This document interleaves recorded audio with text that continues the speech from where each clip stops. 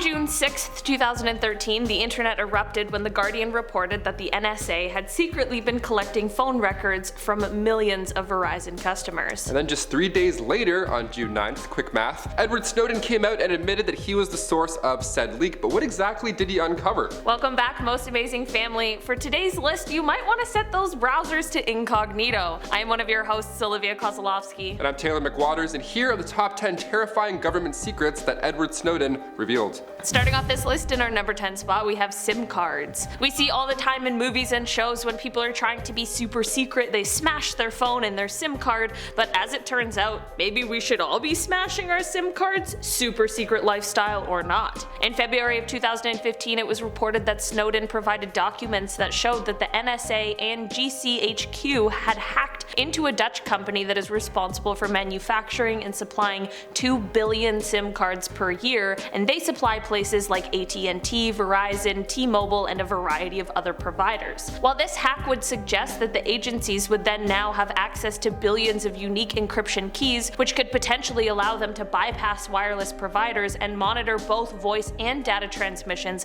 of every user that has a SIM card made by this company. The company did reply to the situation and said that they had been the target of at least 2, quote, particularly sophisticated intrusions, and they suggested that they believed that the NSA and the GCHQ were responsible, but the company then denied that the hack was successful in gaining access to those encryption keys. Number 9. Quantum computer. This next one is eye-opening, to say the least. Computers are getting more and more advanced by the day. Deepfakes are going to ruin my life. They're getting really good at those. I feel like an old man every time I see those and fall for it. But thanks to our man Snowden, it was reported in the Washington Post on January 2nd, 2014, that the NSA is working hard at creating their own computer. How fun must that be? It's called the quantum computer, and it cost about $80 million to create. And no, it can't send you back in time. This computer is safely stored in a massive room-sized metal box, which is not intimidating at all, and it's part of a program called Penetrating Hard Targets. I want to make so many jokes, but I won't. So it can break encryptions for just about anything. Finance records, medical, your old MSN, probably. What a nightmare that would be. The NSA is well on their way to breaking every form of public encryption. This quantum computer can theoretically break through any RSA encryption, which for the average computer today, that takes, I don't know, years, but this supercomputer can break through a lot faster. I'm talking days. Just don't go in my MSN, please. In our number 8 spot today, we have Project DISHFIRE. It was reported by The Guardian that it had been revealed that the NSA collects 200 million text messages a day from around the world. They then use these messages to pull the details of certain location information, contact networks, and the credit card details of different mobile users. It was also reported that the NSA also provided British intelligence agencies with all of the data, just without the actual context of the text messages. So the NSA has all your secrets and nudies, but at least they didn't share them? I don't know. Basically, they have all of this data and at any point could potentially extract certain information like past travel plans, your financial transactions, your contacts, regardless of whether or not you were being investigated for something. Yes, this sounds illegal, unethical, and a little shady, and this revelation all came before former President Barack Obama gave a speech about proposed policy changes in reaction to the whistleblowing that was going on around Snowden and the NSA. Number 7. Friends without benefits. Even allies of the United States are not safe here. Thanks to Snowden, at the end of October 2013, it was leaked that the states were spying on Germany, France, and Spain. The NSA had tapped into 35 phones, which, by the way, not just a couple of random dudes, they were spying on 35 world leaders. One of which was German Chancellor Angela Merkel, who called out the NSA after finding out, of course, and said this act of snooping was just unacceptable between friends. Really went personal with the friends comment there. It's like when you show somebody a photo on your phone and they start swiping, like, hi, hello, betrayal, see ya. Now, as you hear this, you're thinking, well, I'm not a world leader, what's the big deal here? Well, it was also reported that the NSA was monitoring phone calls in Spain for the average folk. They monitored about 60 million calls in 1 month, so yeah, world leader or not, be a little concerned about these guys. Maybe. In our number 6 spot today, we have the Brazil spying scandal. It was reported by The Guardian that Brazil was second only to the United States in terms of the amount of communications that were being subjected to surveillance by the NSA. This means that the NSA were seriously spying on millions of Brazilians, including the emails and phone calls of their president. At the G20 summit that year, which took place in Russia, Brazil's president at the time, Dilma Rousseff, had a one-on-one meeting with Obama in reference to this. He said that he would look into it and get back to her, but before he could, more NSA tea was spilled, and it was revealed that the agency had also targeted Petrobras, which is Brazil's state oil company. This led the president to call this new information industrial espionage, and as a result, she called off her scheduled visit to the White House and demanded answers. The called off visit was important because it was to be the first state visit by a Brazilian president in about 2 decades, and although the Obama administration claimed that it was a joint decision made by both presidents, some media outlets described it as the sternest punishment that had been received at that time in response to all of these NSA leaks. This also led Brazil to take a multitude of steps to hopefully get away from the American-run internet. Number 5. Backup. When Glenn Greenwald kicked this whole thing off in 2013 with Snowden and his reveals, it was this massive security breach obviously. Snowden was of course in hot water immediately, but he was ahead of the game from the start. See, Snowden had told Greenwald that if anything crazy happens to him, well, he'll just leak even more information. If Snowden was unable to access these encrypted documents on one of his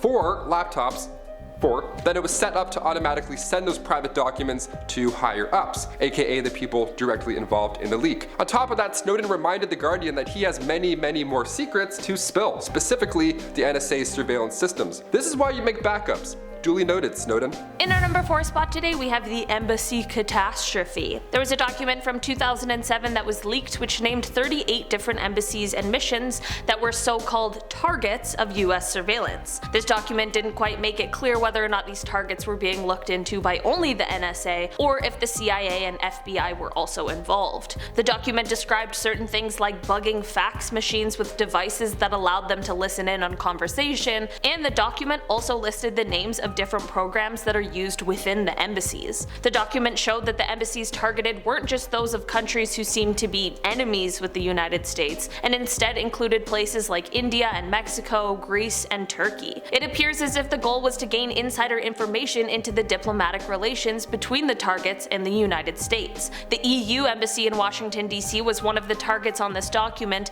and this leak had the potential to have jeopardized one of the largest attempted free trade agreements in the world, because shortly after this all came out, negotiations were set to begin between the EU and the United States. The French president at the time made his anger about the situation very public and stated that all future negotiations will only be made under the agreement that the United States cease all unauthorized surveillance of any EU buildings or personnel. Number 3. China. I mentioned earlier that summit where the United States originally wanted to call out China for cyber attacks, but instead Snowden leaked a PowerPoint training slideshow and the tables were turned just like that. Snowden revealed himself as this massive spy kid on June 12th, and he said he was planning on remaining in Hong Kong until he was kicked out. But in his first press interview since coming out with all this information, he informed South China's Morning Post that the NSA was hacking Chinese and Hong Kong computers since back in 2009. That's a long time ago. It's like when Avatar 1 came out. That's how long ago that was. More specifically, Snowden said that the NSA hacked the Chinese University of Hong Kong,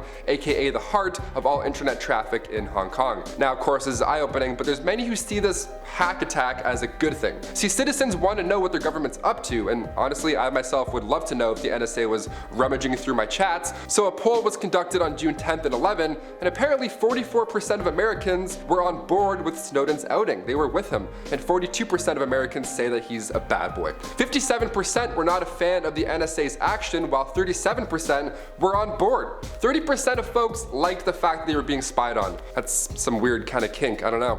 What do you guys think? Do you want the NSA in your Dropbox? Let us know in the comments your thoughts below. We'd love to hear from you. In our number 2 spot today, we have caller information. In 2013, it was reported by The Guardian that, according to the documents that were leaked by Snowden, the Obama administration has allowed the NSA to collect different caller information from Verizon. This was done through what was called a quote business records provision of the Patriot Act that was established under the presidency of George W. Bush. It allowed the government to order Verizon to hand over caller information every single day. The information included things like the time, location, and duration of the call. The information began being collected under the Bush administration in 2001, and they were collected from AT&T, Verizon, and Bell South. Of course, once these documents were leaked and the information became public knowledge, US officials began trying to reassure the public that this surveillance was somehow necessary and was actually a program vital to national security, but many people rightfully felt like the spying was an unnecessary invasion of their privacy. This one is tricky because there certainly is a fine line with these things. And finally, number 1.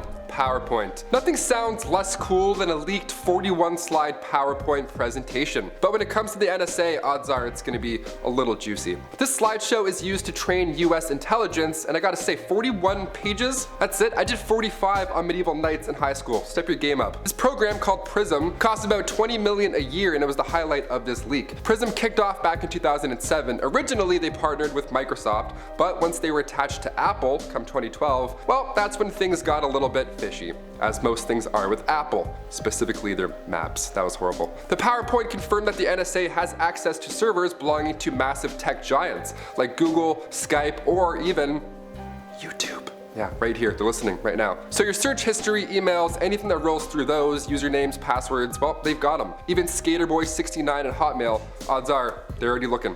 You're done. You're canceled, Brad. There was a summit in California which originally was tense. The United States were accusing China of cyber attacks, but right after Edward leaked this PRISM T, they didn't have much power at that summit. China and Europe's citizens weren't too pleased here, and honestly, yeah, it's a botched meeting. I can understand why. Guys, that's our list for today. Make sure you like this video if you liked it. Make sure you subscribe if you want to see more. I've been one of your hosts today, Olivia Kosolofski. And I'm Taylor McWaters, and we'll see you next time on Most Amazing Top 10. Bye. Bye. Oh my god, is it me?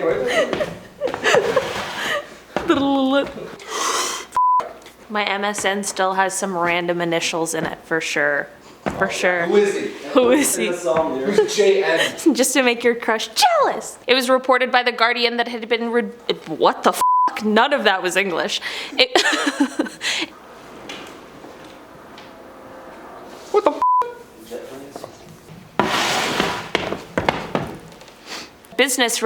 This was done. This program called PRISM cost them about 20 million. This program called PRISM costs about two.